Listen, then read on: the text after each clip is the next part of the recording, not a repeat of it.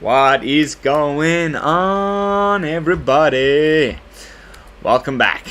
Welcome back to another day in the BrewLab with me, Lone Fox, your Brewmaster in Chief. Tonight, a day in the BrewLab, a night in the BrewLab. Well, it is nighttime here in Italy, but it might be daytime wherever it is that you are on this gorgeous planet of ours. But welcome back, regardless of what time of day it is. Welcome back to another day or night in the BrewLab. And tonight I am going to be playing a full zombie tribal deck, and there is a few reasons why I'm so excited to play this deck. First of all, there has been some spoilers already from Innistrad, and there's a really good one-drop zombie which is going to make this deck pop off a lot more. So I'm kind of like already getting used to what zombies are in standard, what zombies will remain in standard after rotation, that will probably fit really well with the one that we've already been shown. That card is called, hey Edwin, welcome to the stream. Sorry. That card is called Champion of the Perished. It's a one-drop that every time another zombie comes into play, be it a token, be it an actual creature, Champion of the Perished will get a +1/+1 counter on it. It's going to fit so well in this deck when it does happen. So I'm like not only prepping for that, but also right now, with the current standard, with the current meta game, Crippling Fear and Blood on the Snow are just so good that I'm really enjoying this mono black shell with snowlands at the moment. So, but it's nothing like my LOL Pest deck. It's nothing like the Regent deck that we played the other day. It's something a little bit new and different, and so here we go. Here we are, snow zombies. Let me put an S on the end of that. Snow zombies! And the main card that we're featuring tonight is Draugr Necromancer. We had this in the Zombies Have Skeletons deck as well. It's kind of just disappeared a little bit. It was off on the wayside there because there was better things to be playing in standard, but I still think it's an incredibly good card. Just at face value, a 4/4 for 4 is good in and of itself. But if a non-token creature an opponent controls would die, exile that card with an ice counter on it instead. So all your removal spells are exile spells as long as Draugr Necromancer is in play. And not only are they exile spells, which means essentially that they cannot be reanimated by the opponent, you can then cast those cards, be them, this can only happen to creatures. Unfortunately, it doesn't happen to planeswalkers. But if you remove any of his creatures, not only do they go into exile, they have an ice counter on them, and then I can cast them using snow mana as mana of any color to cast those spells. So you start to play your opponent's deck against him, which is something that I love doing in standard. And so Draugr Necromancer is the kind of linchpin and the main card of this deck, and he is of course a zombie cleric and a snow zombie at that. And there's another snow zombie which is Priest of the Haunted Edge, which doubles as a great removal spell because it can be tapped, sacrificed, and then target creature gets -X/-X until end of turn, where X is the number of snowlands you control. So two really nice snow zombies from Kaldheim in the same deck that kind of work with each other, because if you've got the Draugr Necromancer in play, then you sacrifice the Priest of the Haunted Edge and you kill something, and let's say you're probably going to be doing that on turn 5 because you've played Draugr Necromancer on turn 4. Turn 5, you sacrifice the Priest of Haunted Edge. You have now hopefully got 5 snowlands in play. You can remove a creature that is as big as potentially a 5/5, and you gain control, let's say, of that creature. You can then cast that creature. It ends up like like I explained earlier in that's what the Draugr Necromancer does. So works really well together. But that is not the only zombie we have in the deck. The Ebondeath Dracolich is itself a zombie dragon. 2 copies of Ebondeath Dracolich, a 5/2 recurring flying flash zombie dragon that can be cast from your graveyard if a creature not named Ebondeath Dracolich died this turn. So of course, the fact that you have a creature that can be sacrificed in the Priest of the Haunted Edge already is a good one, because you can sacrifice the Priest of the Haunted Edge after your Ebondeath Dracolich has been, let's say, killed, and it's sitting there in your graveyard. The sacrifice trigger on the Priest of the Haunted Edge costs nothing, so you can tap it, sacrifice it, kill something, and still have all of your mana available to then, because something other than Ebondeath Dracolich died this turn, you can return it from your graveyard to the battlefield tapped. But that's already pretty sweet. I mean, even if it's not tapped, that means the following turn you have a 5/2 flyer in the air. Another really good way to, and I think this is essentially for those of you who have not yet realized this, because it's easy to just play this card as just a 5/2 flyer with flash, but the real good thing about this card is that it's a blocker. Okay, you don't attack with it often. I mean, of course you do if the field is clear and you're getting through to win the game, but the best role that this card plays is as a blocker. You block something that will die when you block it, okay, and you have your 4 mana available. So you block that thing, it dies, so does the Ebondeath Dracolich, but it's not your typical trade-off, because when you do a trade-off and you kill the attacker but your creature also dies, that's usually it for your creature. But because it died as well, that counts as another creature not named Ebondeath Dracolich dying. You can, straight after blocking, recast it again, and then your turn begins, untap, there it is again, blocking the next thing, there it is again, blocking the next thing. As long as if you're in that situation in a game where you're facing a much bigger board, you just leave it as a blocker and make sure you have 4 mana available, and you can block, kill the thing that you're blocking.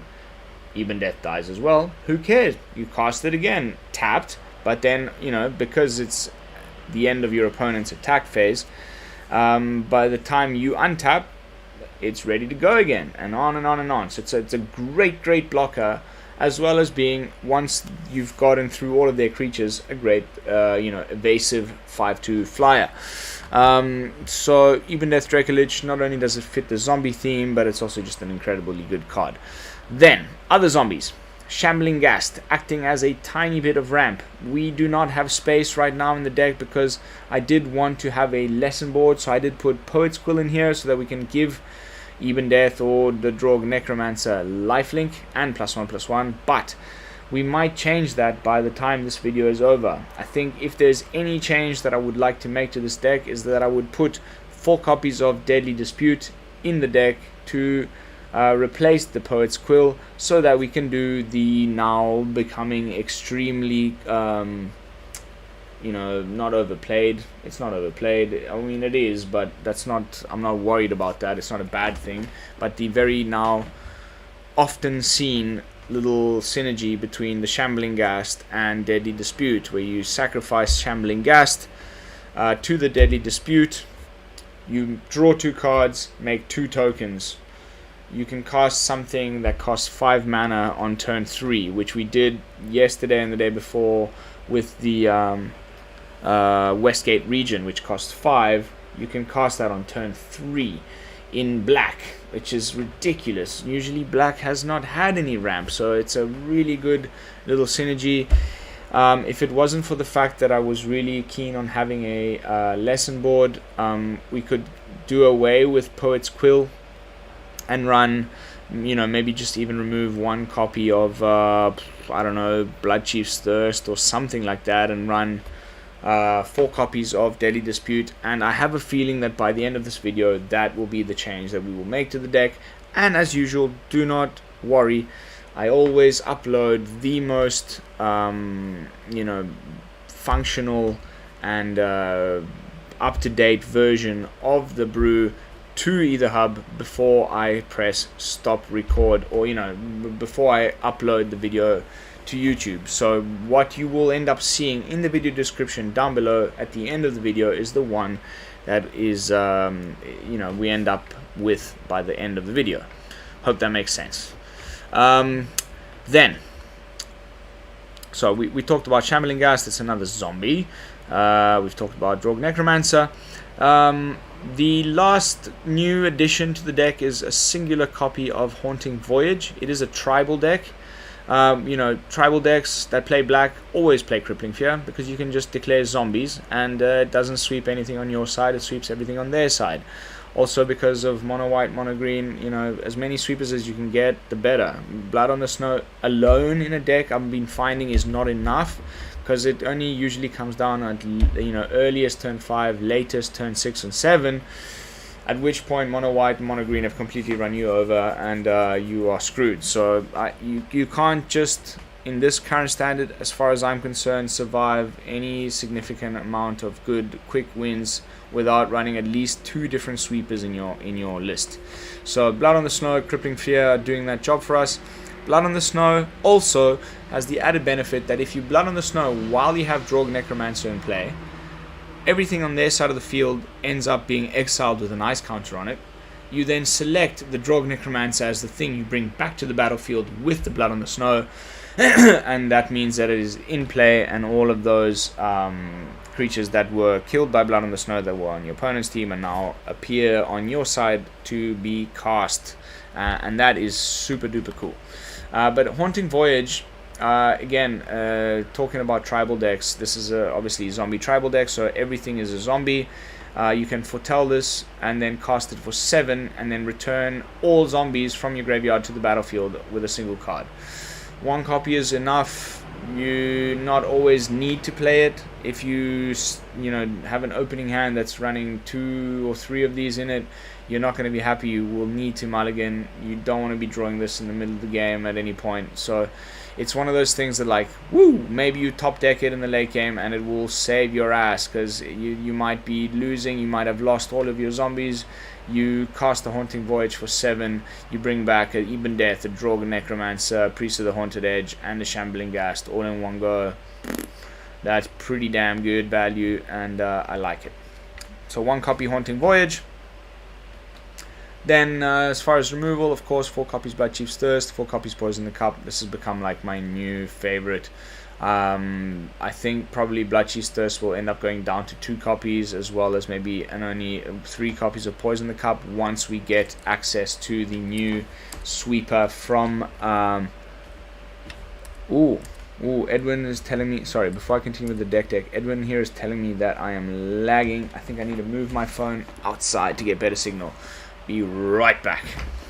Hoopala.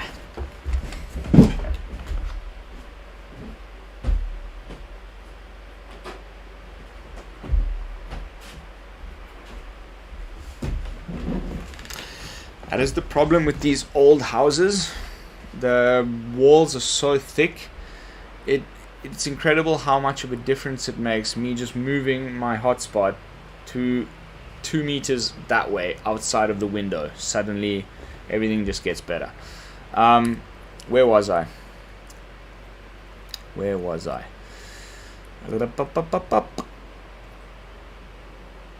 Yeah, we will be getting access to a new removal spell in mono black, in black, with the arrival of Innistrad, called, I can't remember what it was called now, something like Grasp, Infernal Grasp. Destroy target creature, you lose 2 life.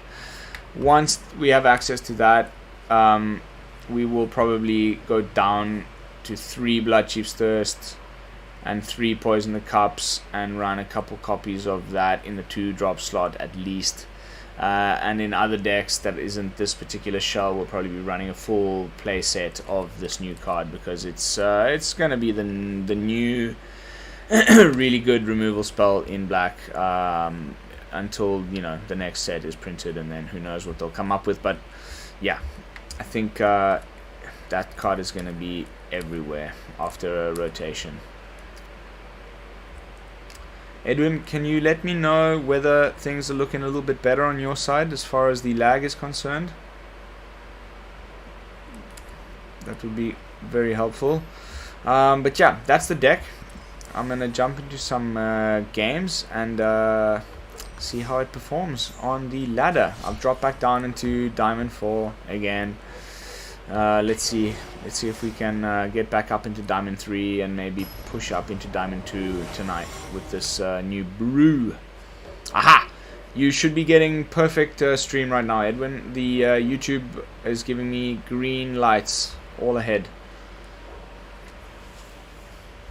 At this point in the stream, I always like to ask my viewers to kindly consider subscribing to the channel. If you have not done so already, it's really quick and easy. You just hit the little subscribe button and I become a very happy chappy. Why waste a frostbite on a Shambling Ghast? That's just groovy. Thanks, mate. And also, of course, do all the other good YouTube stuff. You know, like, comment, subscribe.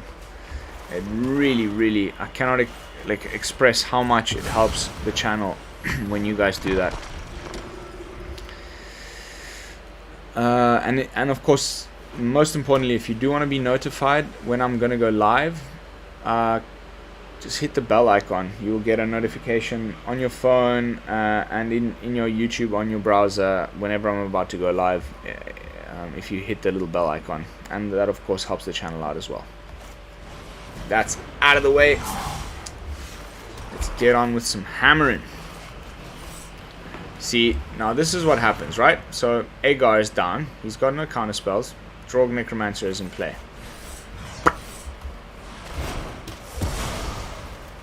My Agar now. Looks like we're playing against the Giants deck that I was playing last night. Hopefully I'll kick his ass. Hello, cousin. How are you, my bro? 1-0 left. Yeah. We've had a couple of whiskeys. I hope you can't tell.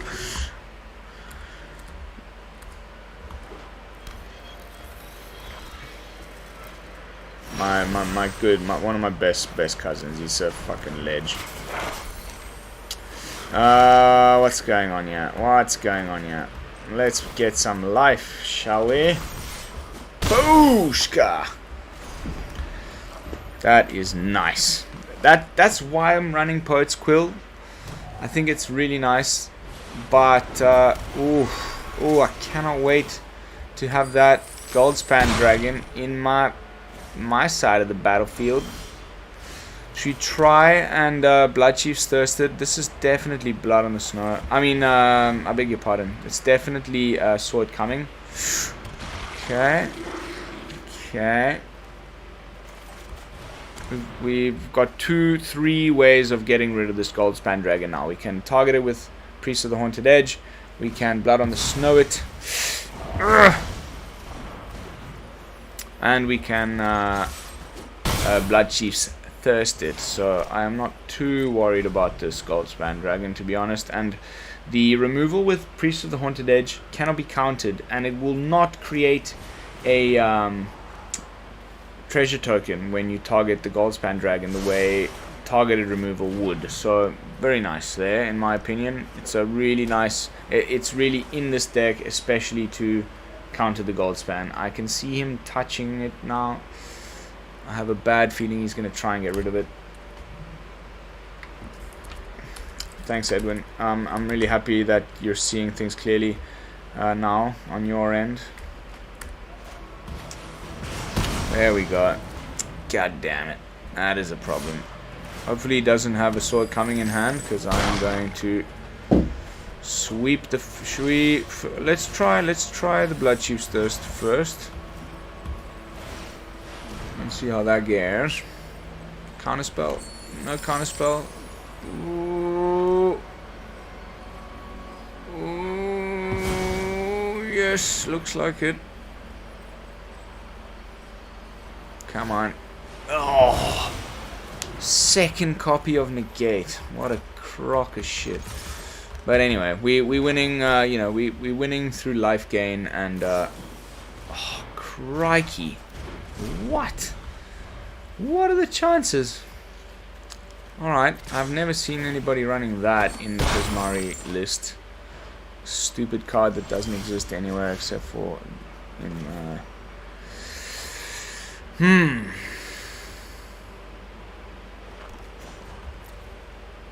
well, might as well give it a try.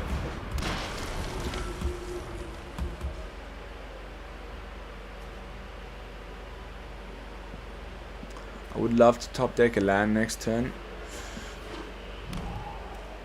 Is he gonna swing? I wonder what he top decked there. Terrifying. Okay. Well, we can go just do the usual. Just keep swinging in. He's gonna block. That is great news, because not only do we get his Goldspan, we also get to cast a Rise of the Dreadmon. What? Guys, those are the whiskies. Okay, well, we won anyway, but remember, if you cast Rise of the Dreadmon after you've killed something on the while Draugr Necromancer is on the field, those cards are being exiled, they're not dying. Actually, that might actually be a good reason to get rid of Draugr. Okay, let's adjust the deck. I think right there we saw why it's a good reason to run at least a few copies of Poet Quill.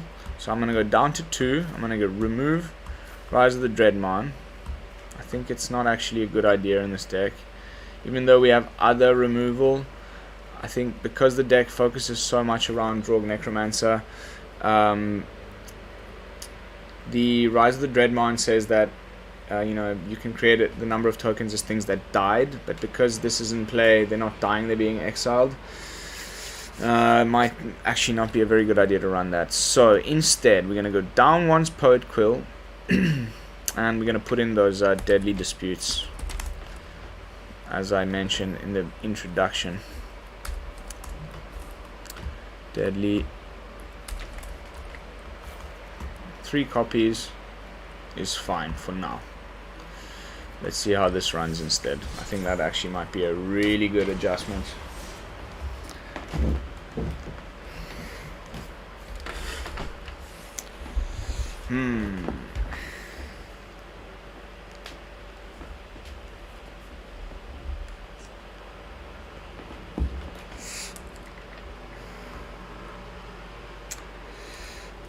How's this lighting? I don't know.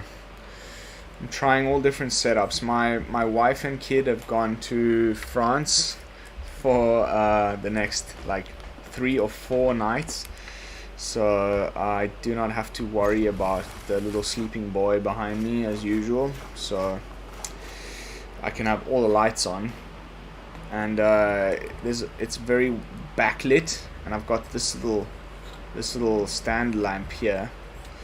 But if I put that straight in my face, then I'm overlit. Maybe something like halfway, like that. How about that?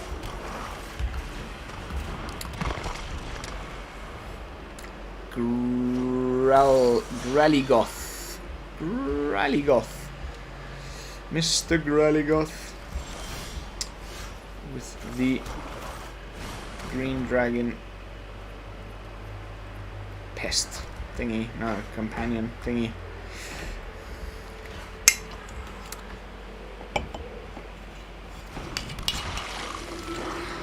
Classic Johnny Walker red label.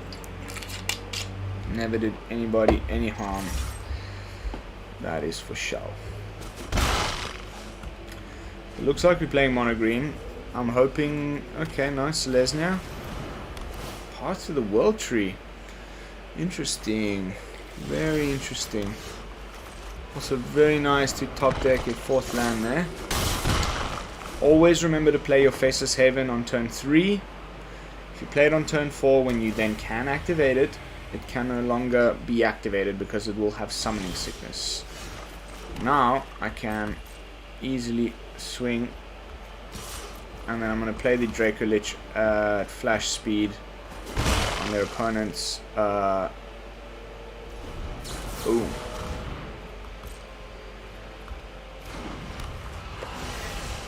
Nice. We can remove anything that's a 4/4. Ooh, binding on the Dracolich. That's okay. That is totally okay with me.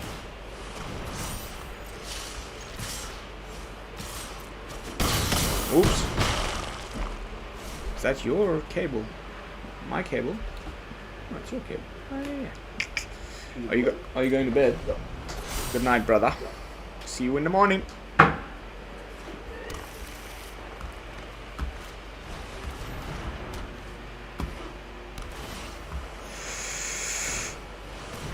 Some whack shit here. Sultai. No, 5-color madness. Ay caramba. Ay papito. Ay mamita. Don't swing with those. We need them as blockers.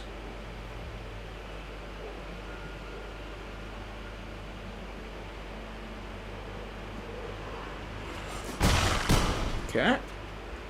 Faceless Haven, putting in some solid work.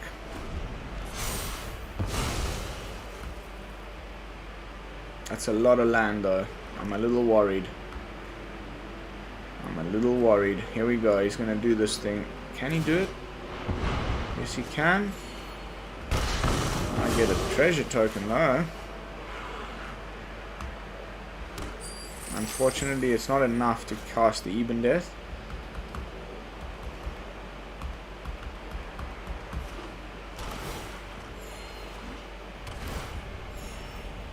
Interesting deck, man. 5-color madness. Okay, so if we do this,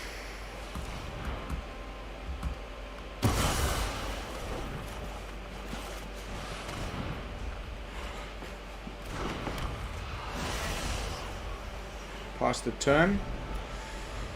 I think what he's digging for is a oh god, not again. I think he's digging for a world tree.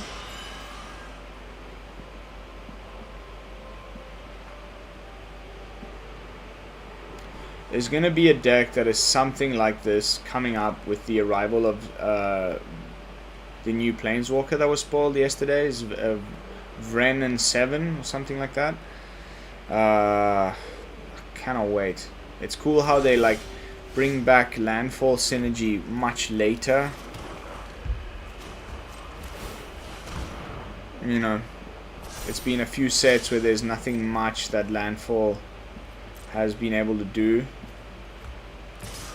other than play with the landfall cards that were, you know, initially released in Zendikar Rising, and now there's been you know, Druid class. There's a few other ones that are in AFR alone, and now with the arrival of this becomes a 3/3, so he can block it, but he also loses it. It's a bit of a pity.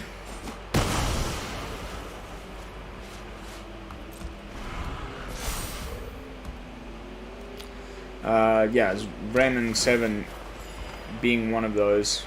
But yeah, there's a few others.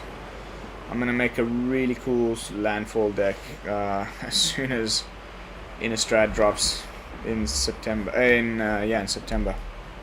By the way, I made a mistake a few streams ago. I was talking about the date of release on Arena, not in paper, on Arena for Innistrad. It's not the 8th of September. It's the 14th, I believe.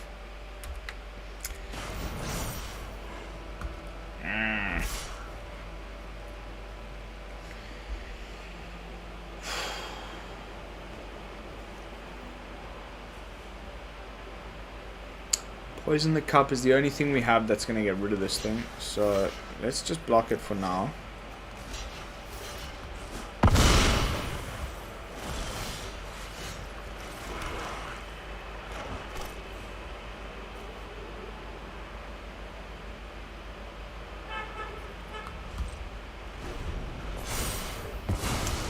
Why did Ebondeath not appear as a castable thing after I just lost that? Blast Priest, I wonder.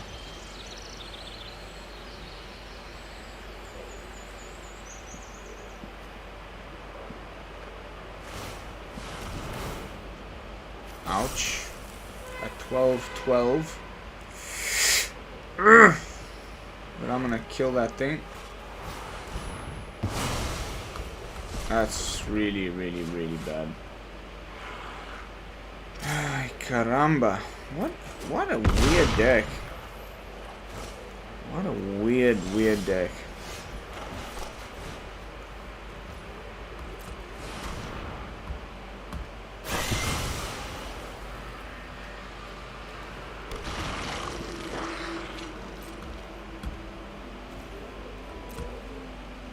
I had to bring this back because otherwise we would have lost the game.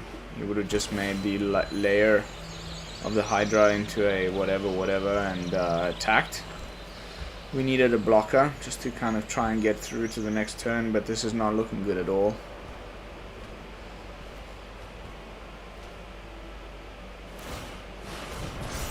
I need to top deck a Poison the Cup or we lose next turn.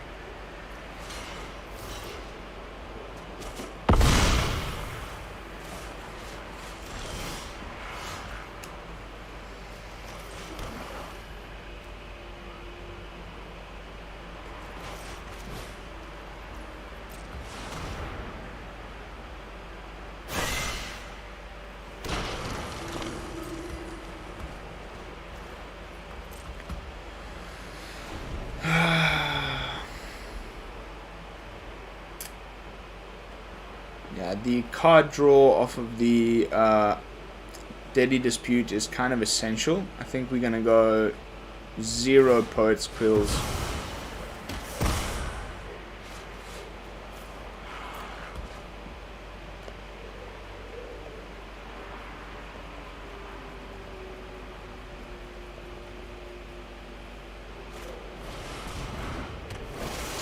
Why do people play with this crap?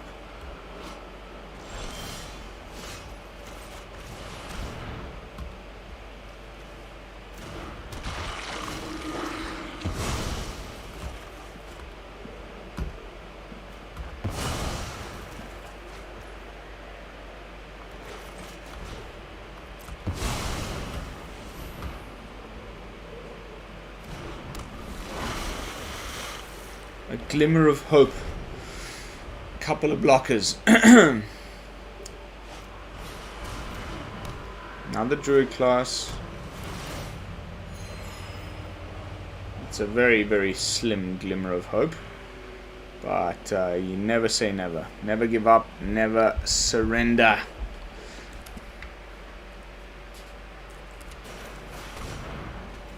Here comes another big old thing. Jeez, like.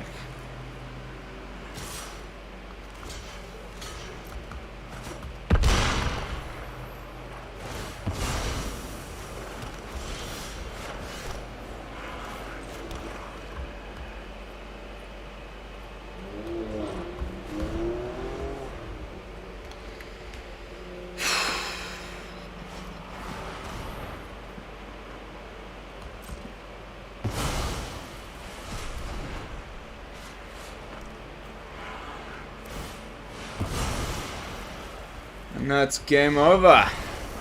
What a whack deck. What an absolutely weird deck. I cannot believe that guy just beat us like that. Wow. Alright. Further adjustments. BrewLab style. Let's get rid of the Poet's Quills entirely. Go up to 4 Deadly Disputes, so we got, you know, more chances of this little thing happening over here, and then I want to go up one land because I'm sick of being mana screwed. I'm starting to think that this thing that I've been doing for such a long time in my MTGA career of just going with the default 24 lands is not the way to go about things anymore, and we should all be running 25. It makes such a huge difference with the shuffler. Cheesecake. G5E C-K. You see what I mean? Straight away, you got a 4-land hand. All I did was change one different. It's ridiculous. Anyway, don't get me started on the shuffler. Chuffs.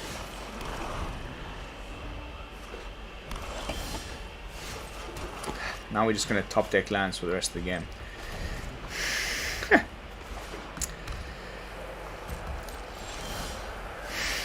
What the fuck?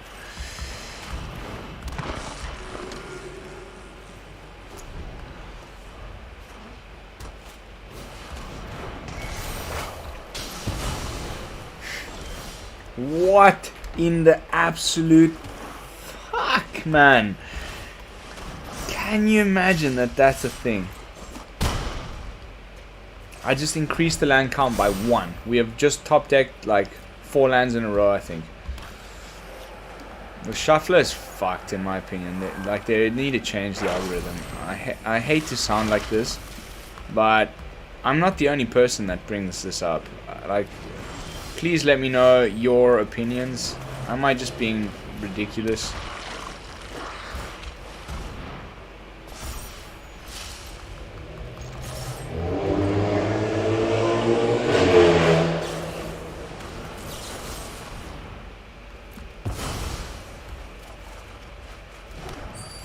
What? Did you see? I mean, what in the actual fuck? That's like every single land ever. Another land! Are you kidding me?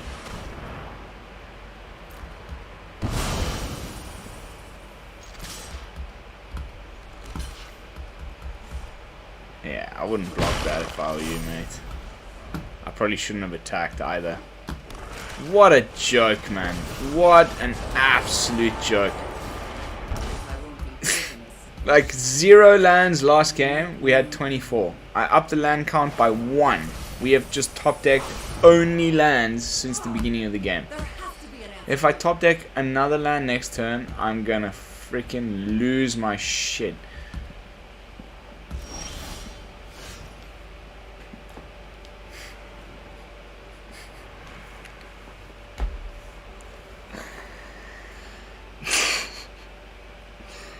Are you guys kidding me?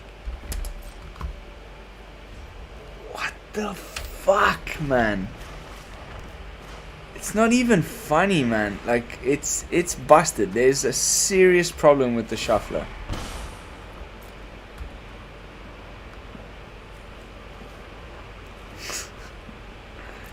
$10 lands out of 24, all stacked on the top half of my deck. I mean, that's just bullshit. Absolute bullshit. What a crock of shit, man. I'm gonna scoop it up if I get another land. Woo!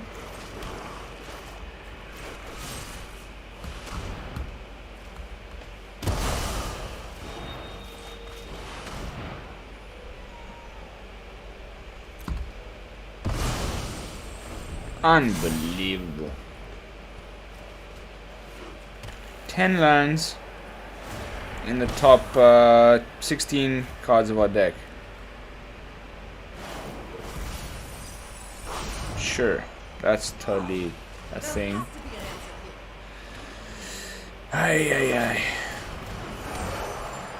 Well, it's game over next turn, so you know. Bye. He was just gonna -8, and we would have lost the game. So cannot believe I'm dropping back down to Diamond 4 again. I worked my way up into Diamond 3 today playing Mono White. But I don't want to play Mono White on the channel. It feels like cheating.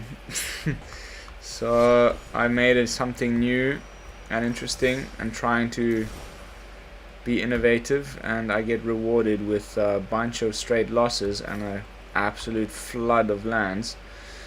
Let's go back down to 24 and I don't know.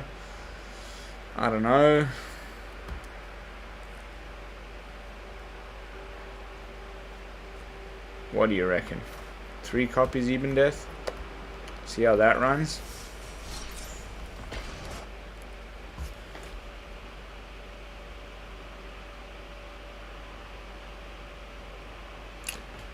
Hello Billy! Welcome to the stream, my brother. It's good to have you. More removal?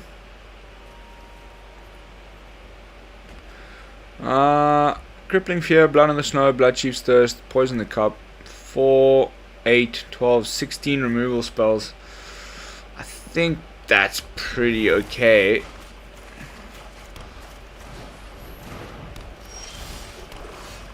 But you might be right. Poison? 100%?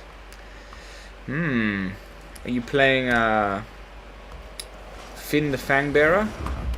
If so, send the list over.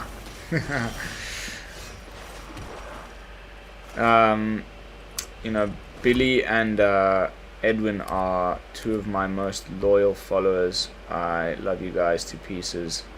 And they supply me with really cool ideas on a regular basis that keep my creative juices flowing. And, you know, I often run out of ideas.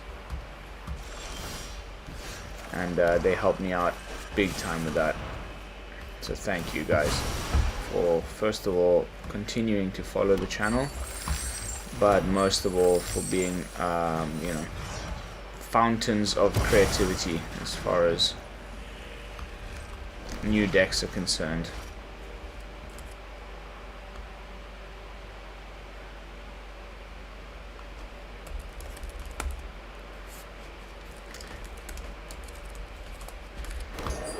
Yeah, ridiculous. 16 lands. Unbelievable. That was crazy. That was nuts. It looks like we're flooding again. Okay, let's get rid of this guy. He's a little annoying. Gaining the opponent life. We can deadly dispute one of these tokens. I probably should have played the Faceless Haven there. That was a mistake. He's probably going to start swinging in with his. What a card. Who would have thunk when you first saw this, when Kaldheim came out?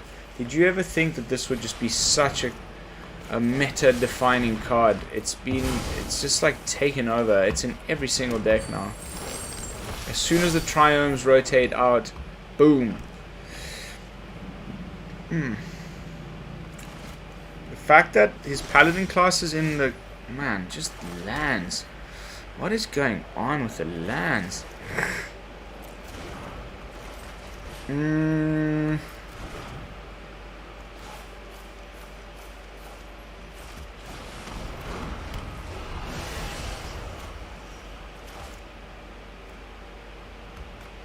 got no way to get rid of the paladin class, which is very problematic. Very, very problematic. You can level it up right now and swing in for 10. Whew! I didn't sweep last turn because I was hoping he would bring in a second angel. But that is really, really bad news for us.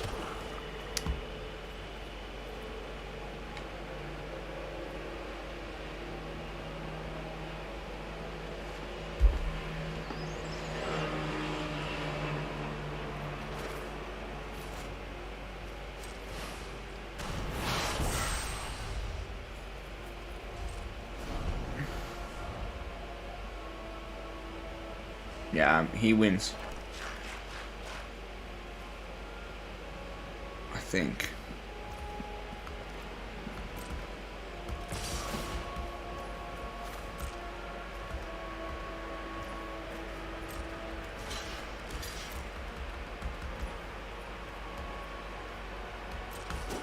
It's the cool thing about Ebondeath. Except in this case it doesn't work because it has double strike. So we don't kill the attacker, and now he comes in with the second one. But this is what I was waiting for. Blood on the Snow. It's not going to win us the game, but we'll get to hang on for dear life for an extra turn.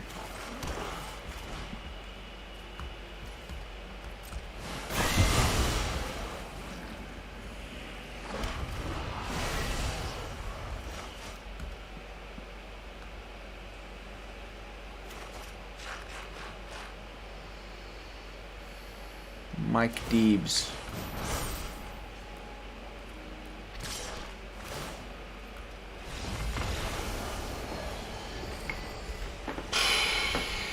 Lads, it's one of those days. Yeah, we need Feed the Swarm in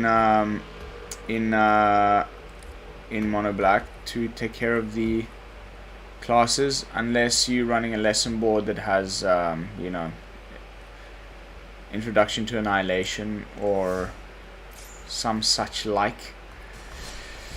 Yeah, but it's looking like this deck is not that good.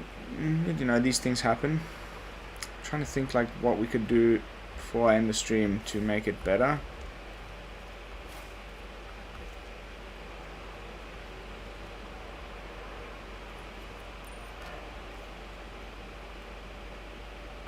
We probably don't need this Haunting Voyage.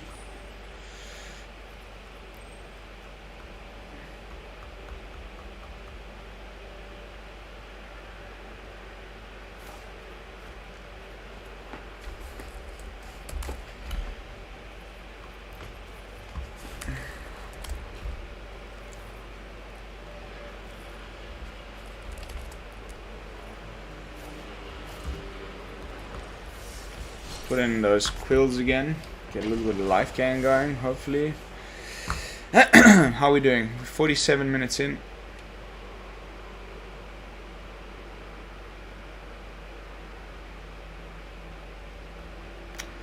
Yeah, I agree, but what are the chances that we're going to draw a singular one drop of anything in a deck? It's pretty slim. I guess it's one of those, like, you know, save the day top decks. You get rid of the enchantment, but okay. Third drop is the Faceless Haven. Get rid of the Werewolf pack leader. I think this is gonna be huge when the next set drops.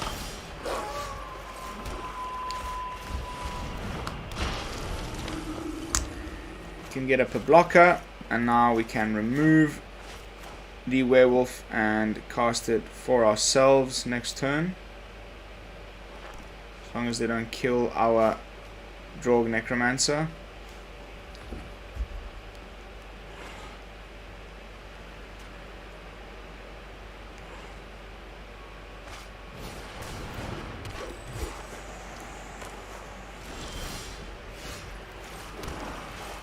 Crazy amount of land.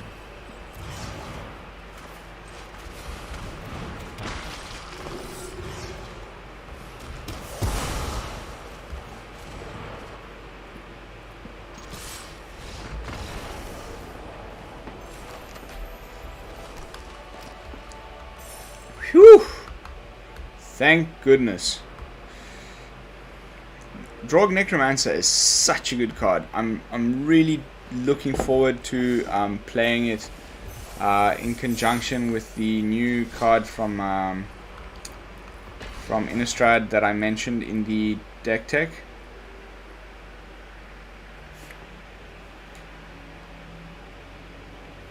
Yeah, and a class enchantments have changed the game more than any other card that came out in AFR. The dungeon mechanic, adventure mechanic, Nothing special in my opinion. But classes, phew, they're being played all the way back into historic. I was watching the there's a tournament on at the moment. If you guys aren't aware, I would you know, recommend popping in and checking the odd match, because it's always interesting watching the pros. And even some of the old standard decks are running classes now. Rampy. Whew. Ramp has changed so much. Remember the days when all we need to do was run 4 copies of Cultivate?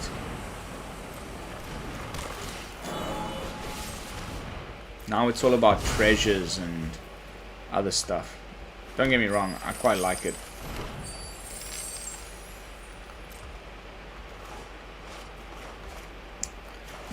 Okay, turn 3 Necromancer.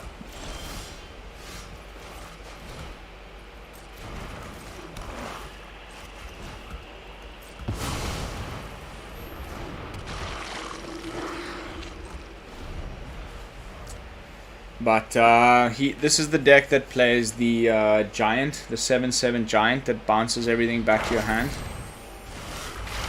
It's really good. It's really good. You try to build up a board state and they just screw you over.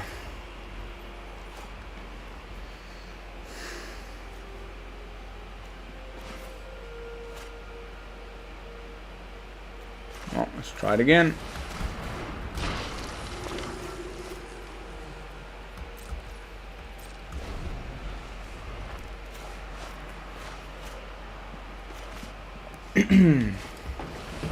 Okay, another cultivator.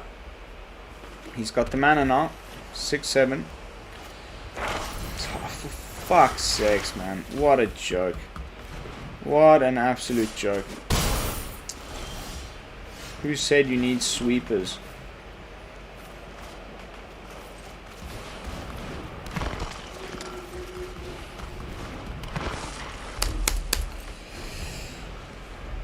When you can just bounce everything. There he is. At least we can just kill him.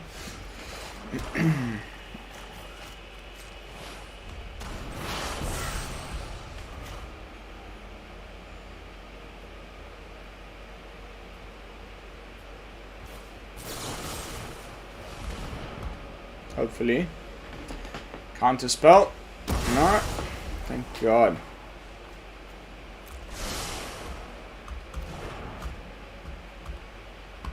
It would have been much nicer to do that if I weren't so stupid when I actually had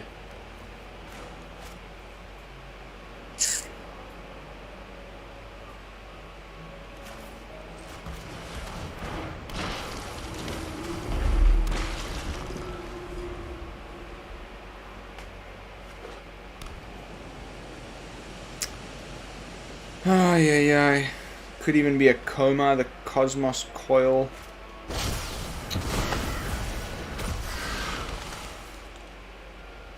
This deck is really good.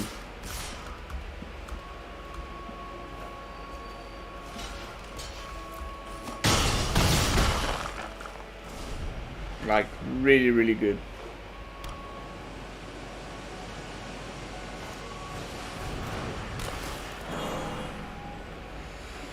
Blood on the Snow would be nice right about now.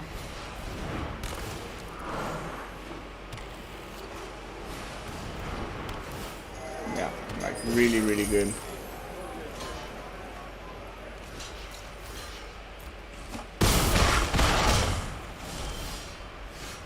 No such luck.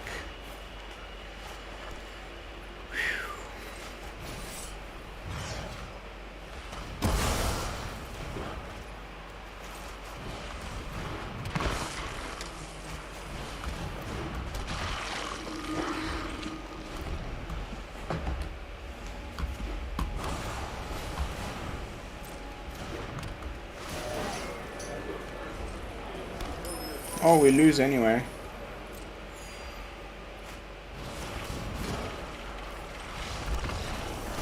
It's got 4 damage in the air. I don't even think he realized yet.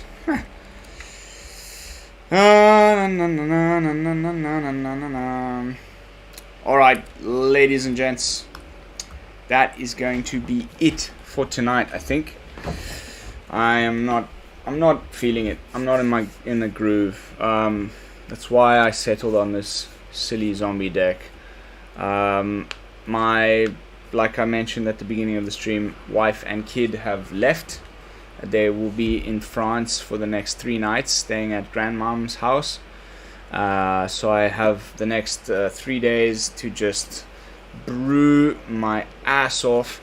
I am going to be staying up very late tonight and burning the midnight oil and getting some fresh brews ready for the next 3 days. It's just going to be non-stop. I might even do double uploads every single day over the next 3 days. So keep your eyes peeled for that on the channel. But yeah, don't brew this zombie deck. It's a load of rubbish. I always like to give it to you straight. This is not something that anybody should waste their wild cards on. The Draugr Necromancer has some, I think, serious potential. There's another version of the deck which is in Dimir colors, which has a bit of card draw, a zombie lord in the form of Narfi, and it gives us access to some counter spells to get alongside some good removal. So I think this might actually be the better version. You know what, before I go to bed, let's just play one more game with the Dimir version and see if that is the one that might just get us a win before we end the stream. How about that? But yeah, like I said, the next 3 days are just going to be insane. It's like a little holiday for me. I haven't not had my wife and kid in the house at the same time as me since October last year. So it feels really good to just get a nice little break, and I'm going to be brewing like crazy. And if I do not hit Mythic within these next couple days, then I don't know what's wrong with me, because I will just be playing Magic non-stop all day tomorrow. Like, probably just do a solid 12-hour stint, and I absolutely cannot wait to do so. And yeah, I think I'm gonna do double brews every day between now and when they get back from France. So keep your eyes peeled. And there's no need to counter that. Anything else? No.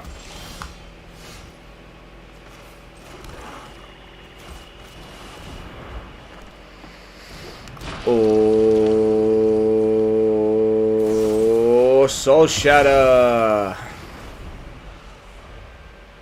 Mono Black is so good right now.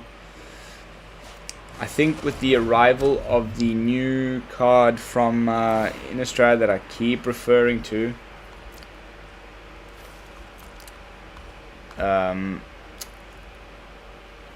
what's his name again?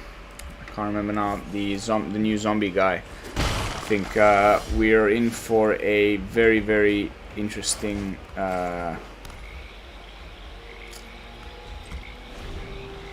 very interesting zombie deck.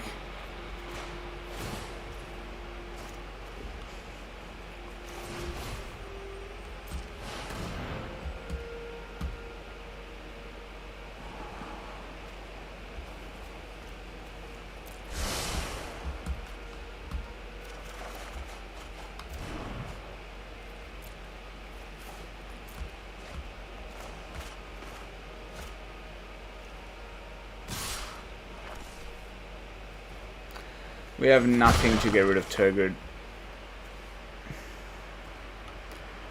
This one is gonna be a game over as well. I have a bad feeling.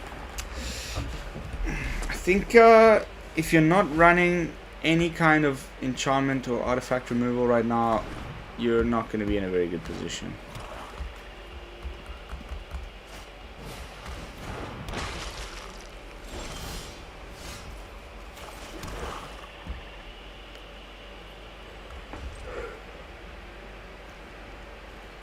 The only thing we could have done was to counter it, and we did not get a chance to do that. So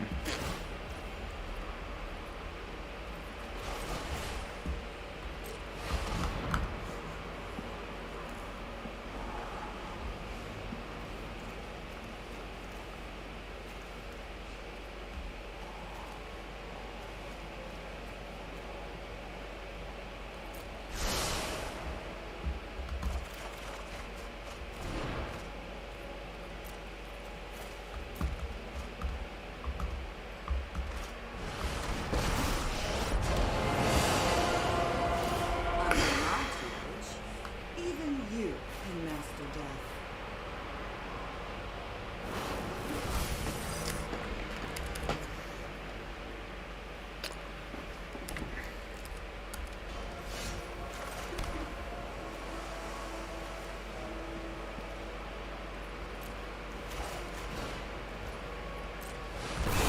Be in my office.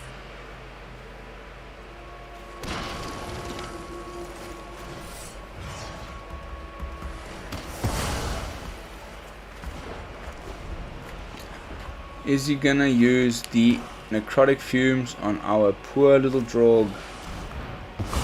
He doesn't even have to. There's a Baleful Mastery.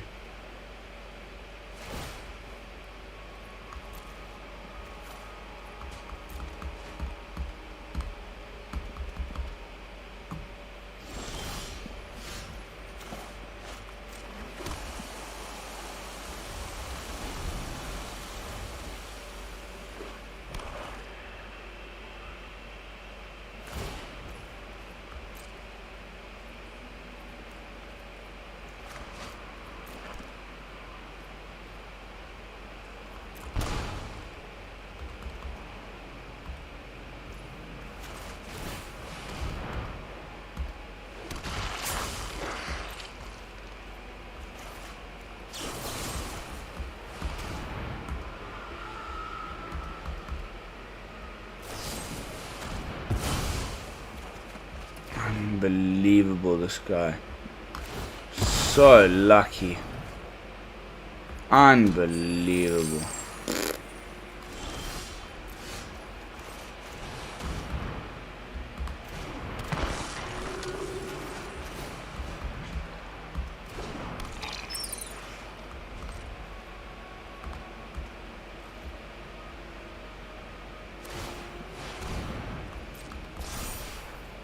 If he doesn't try to get rid of our Draugr, I will then bring in Narfi.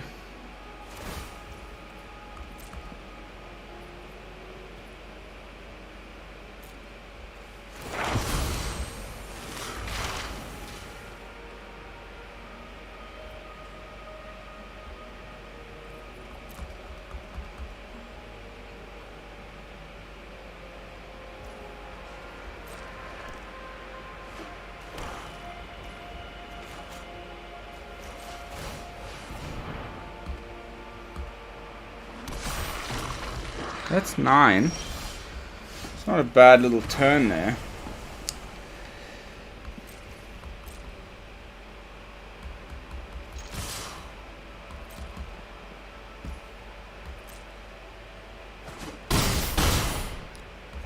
Hey, we might still win this one.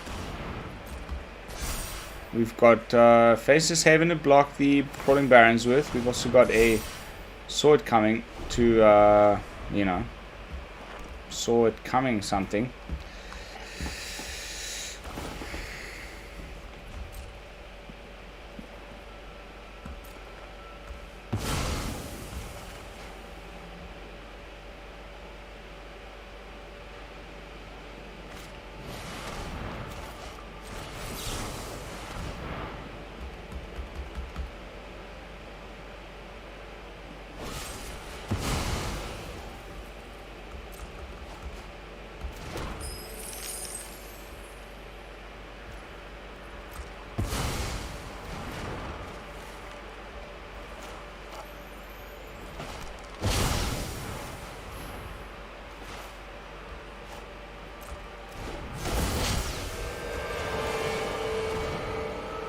Can play Narfi. kill the Valky with Poison the Cup and swing in for 9. Whew! Alright, nice little win there. Pretty happy with that one. It's a perfect way to end the stream. Billy, Edwin, thank you so much. And everybody else who is watching this as a replay. Those of you who stick to the end and watch the video all the way through, you are my favorite people in the whole wide world. Thank you so much. It means the world to me. Like I said, plenty of fresh brews and videos coming up over the next couple of days. Yeah, I'll do my little plug at the end of the stream as I usually do, and ask you all to consider subscribing to the channel if you have not done so already. Leave me some comments down below what modifications you would make to the deck if you were playing it. Did you notice me make any misplays? What were they? I always like to go back and rewatch the video, see if I can learn and improve along the way. And yeah, that's it for tonight. Thank you again all so much for watching, and I will see you all tomorrow. Until then, this is Lone Fox from the BrewLab, signing out.